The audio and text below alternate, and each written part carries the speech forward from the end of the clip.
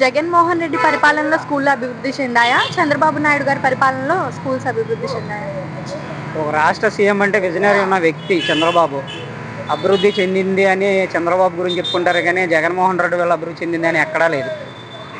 ఇద్దరు పిల్లలకి అమ్మఒడి అన్నాడు కానీ ఎవరికి వేసింది లేదు. ఒక పిల్లోడికి వేసి ఒక పిల్లోడికి ఆపడం చేయడం చేశాడే తప్పనింది. కానీ విజనరీ అంటేనే చంద్రబాబు. ఎడ్యుకేషన్ కానీ డెవలప్మెంట్ కానీ ఏదైనా చూసుకోవాలంటే చంద్రబాబు నాయుడు. ఈ 7 నెలల్లో టీడీపీ గవర్నమెంట్ ఉద్యోగస్తులకు న్యాయం చేసిందా? ప్రతి ఒకటో తేదీన జీతాలు ఇచ్చే గవర్నమెంట్ ఏదైనా ఉందా అంటే ఉద్యోగస్తులకి చంద్రబాబు నాయుడు గారి గవర్నమెంటే. చంద్రబాబు నాయుడుతో పాటు అన్న పవన్ కళ్యాణ్ కూటమి కూడా చాలా అభివృద్ధికి తార్కాణం. సార్ మీ పేరు? మల్లికార్జునరావు. ఏం చేస్తుంటారండి? ఎల్లింగ్ బాయ్. చంద్రబాబు నాయుడు గారు 7 నెలల పరిపాలన మీకు ఎలా అనిపించింది? బాగుంది. ఆన్లైన్ పెట్టారు, చేశారు, బాగుంది. అందులో 300 మంది తెలిసినారు, పేదలు, ఇంకేంటండి. మరి సంక్రాంతి అయిపోయింది, జగన్ ప్రజల్లోకి వస్తా అన్నాడు, వస్తాడంటారా?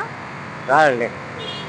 బాగా చెప్తూ వేస్తారు కానీ లేదు అసలు. మరి నమ్మకం లేదు ఆయన మీద. అది చెప్పండి. మరి ఎన్నికల సమయంలో చంద్రబాబు నాయుడు గారు 20 లక్షల ఉద్యోగాలు ఇస్తా అన్నారు. మరి వాటి కోసం రంగం సిద్ధం చేశారంటారా? చేస్తారు. ఎందుకంటే వార్తలు ఇచ్చారు, చూస్తే పైనుంచి వచ్చిన సింగపూర్ నుంచి చేస్తారు. చదువుకునే బాగా లాభం. అది నా భేదం లేదు. యూట్యూబ్ కలిసారు, దానికి ఉపయోగం లేదు. అందరూ బయటపడ్డారు. అది అన్న క్యాంటీన్ల మీద మీ అభిప్రాయం? బాగున్నాయి, అంత బాగుంది. చూసేకోలేదు. పొద్దున్న 7:30కి వస్తే తిరణాలకు వస్తారు. అది 10:30కి వస్తే తిరణాలకు వస్తారు. ఎందుకంటే అంత భేదలే ఉన్నోళ్ళు ఎవరు రారు. ఎందుకంటే తింటాం చేస్తాం. అది ప్లాట్ఫామ్ పోతారు కొంతమంది. ఉలుకు చూడక కోళ్ళు చూడక నా చెప్పబడుతున్నారు. 60 సంవత్సరాలు వస్తే పింఛన్లు లాక్కుంటున్నారు మా పక్క నుంచి. పింఛన్ వస్తుంది 1000 ఈ భోజనం పెడతారు. అసలు వద్దు అమ్మా, అన్నగా ఉంది, తింటున్నాము చేస్తున్నాము, మా చెప్పు మేము పడతాము అన్నాం. ఇంకేంటి? చంద్రబాబు నాయుడు గారి ప్రభుత్వంలో పరిశ్రమలు వస్తాయంటారా? అది చెప్పండి, వస్తాయి. ఆయన పట్టుదల పడితే వస్తాయి. నాకు గ్యారెంటీ నాకు ఉంది. ఎందుకంటే ఇంత చేశారు, రోడ్డు పోసారు, అది పోసారు, ఇది పోసారు, అన్ని పోసారు. అది మా చెప్పి సొందర, తర్వాత అమ్మఒడి, తర్వాత 18 సంవత్సరాలకి అని ఆయన చెప్పలేదు. బాగా వస్తారు అన్నారు.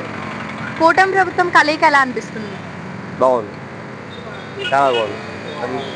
ఎందుకంటే అందరూ అనుకుంటున్నారు పాత ప్రభుత్వంలో అది పెట్టారు, ఇది పెట్టారు, ఎందుకు అనవసరంగా రోడ్డు పోసారు, దాని షాపు తక్కువ రేటు, అన్నకాయ ఉంది. ఇంకెందుకు? మనిషికి అదే కావాలి. సంపాదన లేనివాడు 100 చేస్తారు, 100 చేస్తారు 60కి, ఏమో 10 రూపాయలు సరిపోతాయి. అది పనులు కూడా ఎక్కడ ఏం లేవు. ఇల్లు అనుకో ముసోళ్ళు చేయలేకపోతారు అంటున్నారు. అది జగన్ ఉన్నప్పుడు స్కూల్స్ డెవలప్ అయ్యాయా? చంద్రబాబు నాయుడు గారు ఉన్నప్పుడు స్కూల్స్ డెవలప్ అయ్యాయా? ఈయనప్పుడే ఎవరు?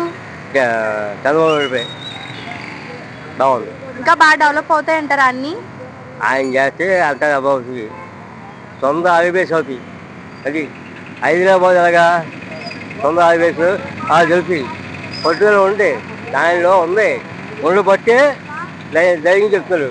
అది మరి ఆంధ్రప్రదేశ్లో రోడ్ల మరమ్మతులు జరుగుతున్నాయంటారా? బాగా జరిగినాయి. రూపాయలు కొంత అయింది, ఇంకా పావుతుంది. అది చేసేస్తానంటారా? అయిపోతుంది. ముఖ్యమంత్రి చంద్రబాబు నాయుడు గారు ఈ 7 నెలల పరిపాలన అన్నీ చక్కగా అందిస్తూ ఉంటే కొంతమంది బురద జల్లే రాజకీయాలు, శవ రాజకీయాలు చేస్తూ ఉన్నారు. కూటమి ప్రభుత్వంలో వ్యతిరేకత వచ్చేసింది, ఎక్కడికక్కడే దౌర్జన్యాలు, అరాచకాలు పెరిగిపోయాయి, చంద్రబాబు గారి పరిపాలన బాగోలేదు, రాబోయే రోజుల్లో కాబోయే ముఖ్యమంత్రి మళ్ళీ జగన్మోహన్ రెడ్డి అంటూ కొంతమంది విస్తృత స్థాయిలో బురద జల్లే రాజకీయాలు చేస్తూ ఉన్నారు. ఇప్పుడు చూశారు కదా, పబ్లిక్ ఒపీనియన్ చూస్తున్నారు. ఎవరిని అడిగినా సరే ఒక్కటే మాట, చంద్రబాబు నాయుడు గారు చక్కగా పరిపాలన అందిస్తూ ఉన్నారు. 7 నెలల్లో కూటమి ప్రభుత్వ పరిపాలన చాలా ఎక్సలెంట్గా ఉంది. ఎవడెవడో బురద జల్లంత మాత్రాన ప్రభుత్వానికి ఏ మచ్చా పడదో, బురద జల్లేవాడు బురద జల్లుతోగానే పోతారని చెప్పి చక్కగా చాలామంది పబ్లిక్ మాట్లాడుతూ ఉన్నారు. అయితే పబ్లిక్ నుండి కూడా కాస్త వ్యతిరేకత వచ్చిన మాటలు కూడా వస్తూ ఉన్నాయి. ఏంటంటే ఏదైతే కూటమి ప్రభుత్వాన్ని విమర్శిస్తున్న వాళ్ళని ఖచ్చితంగా వాళ్ళ మీద కూడా సివియర్ యాక్షన్ తీసుకోవాలి, నారా లోకేష్ గారు ఏదైతే రెడ్ బుక్ నినాదం తీసుకొచ్చారో దాన్ని సరిగ్గా అవలంబించట్లా. ఈరోజు కూడా స్టిల్ టీడీపీ కార్యకర్తల మీద, జనసేన కార్యకర్తల మీద, బీజేపీ కార్యకర్తల మీద, కొంతమంది వైసీపీకి సంబంధించినటువంటి కోవట్లు ఇప్పటికీ రెచ్చిపోతా ఉన్నారు. సో ఇలాంటి వారి మీద కఠినంగా చర్యలు తీసుకోవాలంటూ ఈ రకంగా చంద్రబాబు నాయుడు గారి మీద కాస్త వ్యతిరేకత వచ్చింది. ఎందుకంటే చంద్రబాబు నాయుడు గారు పార్టీ వాళ్ళంతా సైలెంట్గా ఉండండి, నేను మీకు సపోర్ట్గా ఉంటా, ప్రతి ఒక్కరికి ఓ రోజు వస్తుంది, ఆ రోజున మనం ఏంటో చూపిద్దామని చెప్పి అందరినీ సైలెంట్గా ఉండమన్నారు. కానీ వీళ్ళు ఇష్ట స్థాయిలో రెచ్చిపోతా ఉన్నారు. సో ఇలాంటి వారిని అరికట్టాలంటే కూటమి ప్రభుత్వం కాస్త ముందుకు దూకాలి అంటూ ప్రజల యొక్క ఒపీనియన్. ఇంకా పరిపాలన పరంగా చంద్రబాబు నాయుడు గారి గురించి, పరిపాలన గురించి చెప్పాల్సిన పని లేదు. ఆయన విజన్ ఉన్న నాయకుడు. ఏ సమయంలో ఏ పథకం రిలీజ్ చేయాలి, ఏ సమయంలో ఎటువంటి విధి విధానాలు అవలంబించాలో పక్కగా తెలిసినటువంటి విజన్ ఉన్న నాయకుడు చంద్రబాబు నాయుడు గారు. సో ఆయన పరిపాలనలో ఎటువంటి వ్యతిరేకత లేదు. ఎవడెవడో ఏదో వాగినంత మాత్రాన నిజం అబద్ధం అయిపోదు, అబద్ధం నిజం అయిపోదు. సో ఏదైనా సరే వాస్తవాలు మాట్లాడుకోవాలి. కాబట్టి ఈరోజు కూటమి ప్రభుత్వ అధికారంలోకి వచ్చిన తర్వాత అన్నా క్యాంటీన్ రీఓపెన్ చేశారు కదా, అన్నా క్యాంటీన్ల మీద ఈరోజు కూడా సానుకూల స్పందన లభిస్తూ ఉంది. చక్కని భోజనం పెడుతున్నారు 3 పూట్ల, పొద్దున టిఫిను, మధ్యాహ్నం భోజనం, రాత్రికి భోజనం. 15 రూపాయలతో ఒక మనిషి రోజు గడిచిపోయేలా ఈరోజున చంద్రబాబు నాయుడు గారు తీసుకున్నటువంటి ఈ వినూత్న కార్యక్రమానికి అందరూ హ్యాపీగా స్వాగతం పలుకుతూ ఉన్నారు. అనేక మంది అన్నం పెట్టిన వాటిని పరబ్రహ్మ స్వరూపంగా దేవుడితో కొలుస్తారు. అలాగా చంద్రబాబు నాయుడు గారిని దేవుడితో కొలుస్తున్నారు ఈరోజు ఆంధ్ర రాష్ట్ర ప్రజలు. ఇక పథకాల పరంగా అంటారా, ఆల్రెడీ సూపర్ 6 పథకాలు 2 పథకాలు అవలంబించారు. ఏదైతే 3,000 రూపాయలు ఉన్న పెన్షన్ 4,000 రూపాయలు చేశారు. ఉచిత గ్యాస్ బండ్లో దీపం పథకం కింద 3 ఉచిత సిలిండర్లు ఇస్తున్నారు కదా, ఆ ప్రకారంగా ఉచితంగా 3 సిలిండర్లు ఇస్తూ ఉన్నారు. ఏదైతే సిలిండర్ తీసుకున్న తర్వాత ఆ డబ్బులు వెంటనే వారి యొక్క ఖాతాలో జమ అవుతూ ఉంది. సో చంద్రబాబు నాయుడు గారు ఏదైనా మాట ఇస్తే ఖచ్చితంగా నిలబెట్టుకుంటారు అనడానికి ఇదే ఉదాహరణ. 7 నెలల్లోనే 2 పథకాలు అవలంబించారు. అంతేకాకుండా అభివృద్ధి పనులు కనుక ఒకసారి చూస్తే అమరావతి రాజధాని పనులు వేగవంతం చేశారు, పోలవరాన్ని పునఃప్రారంభించారు, మద్యం రేట్లు తగ్గించారు, అంతేకాకుండా అన్నా క్యాంటీన్ రీఓపెన్ చేశారు, ల్యాండ్ టైటిలింగ్ యాక్ట్ రద్దు చేశారు.